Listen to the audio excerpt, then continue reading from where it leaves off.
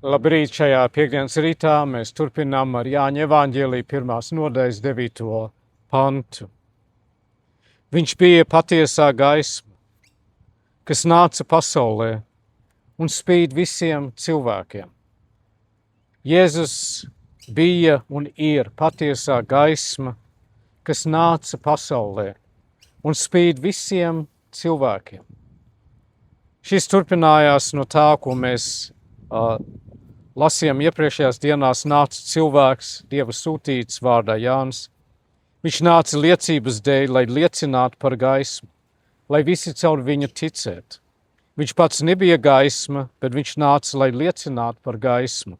Un tagad mēs progresējam no Jāna uz Jēzu. Viņš bija patiesā gaisma, kas nāca pasaulē un spīd visiem cilvēkiem. Jānis vienkārši nāca, lai sagatavotu ceļu Jēzum. Un kā mēs redzējām, viņš pats sev nepievērs uzmanību, viņš pats neizcēl sevi, viņš norādīja uz Dieva jēru, viņš norādīja uz Jēzu Kristu.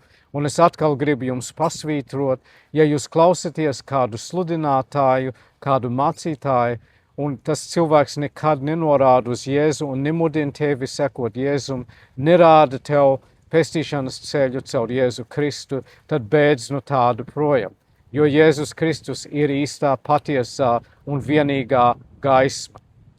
Ir ļoti, ļoti daudzi cilvēki, un ir bijuši caur vēsturi, un ir rakstījuši grāmatas, kas domā, ka viņi ir apgaismoti.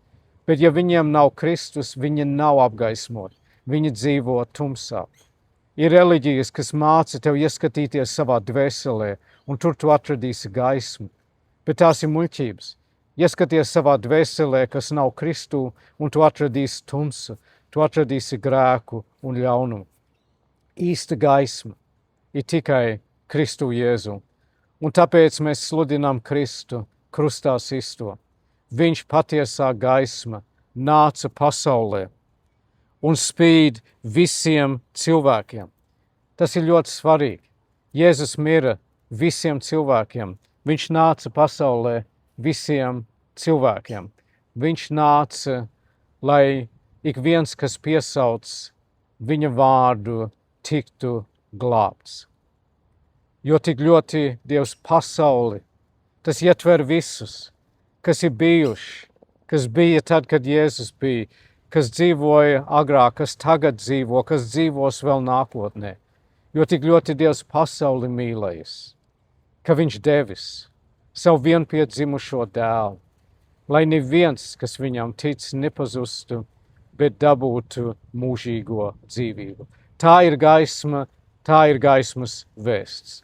Dārgais un mīļais debes Tēvs, lai gods, slava, pateicība Tev. Šī ir tā diena, ko Tu esi devis. Mēs priecājamies un mēs liksmojamies šī dienā. Mēs pateicamies Tev par gaismu. Paldies, ka Tu gaisma nāci pasaulē un ka Tu atspīd visiem cilvēkiem. Mēs redzam pasauli, kas ar vienu kļūst tumšāk un tumšāk, jo viņi ir attālinājusies no Tavu vārdu. Mēs redzam baznīcas, kas kļūst tumšāk un tumšāk, jo viņi atkāpjas no Tavu vārdu. Kungs, apžēlojies, lai Tava gaisma atspīd pār mums no jauna, un lai mēs to saredzam, un lai mēs turamies pie Tevis. Mēs pateicamies Tev par katru patiesu mācītāju un ganu, kas sludina Tavu vārdu. Un mēs lūdzam, Kungs, palīdz viņiem būt godīgiem, taisniem un patiesiem. Mēs aizlūdzam, Kungs, par tiem, kam ir ciešanas un grūtības, kā Tavs vārds mums māca.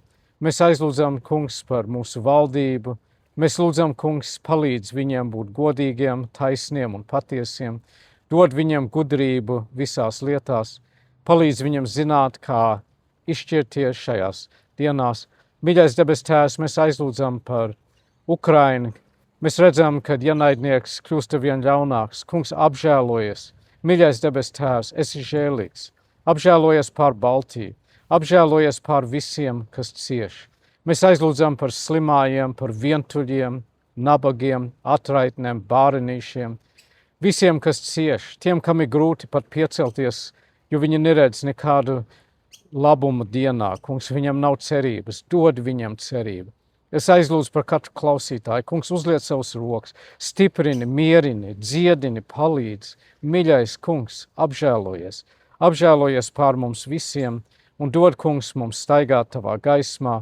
Mēs lūdzam, lai tu ņem mūs pie rokas, lai tu mūs vadi. Un tagad kopā mēs lūdzam no visas sirds. Mūsu Tēvs debesīs, svētīts, lai top tavs vārds. Lai nāk tava valstība, tavs prāts, lai notiek kā debesīs, tā arī virs zemes. Mūsu dienišķo maizi dod mums šodien. Piedod mums mūsu parādus, kā arī mēs piedodam saviem parādniekiem. Neieved mūsu kārdināšanā, bet atpestī mūs no ļauna, jo tev pieder valstība, spēks un gods mūžīgi mūžos. Āmen. Tā, mīļie draugi, lai svētīgi jums šī diena, Dievs ir jums, līdz atkal tiksimies ar Dievu palīgu. Es ceru, ka tas būs sestdienas pārdomām.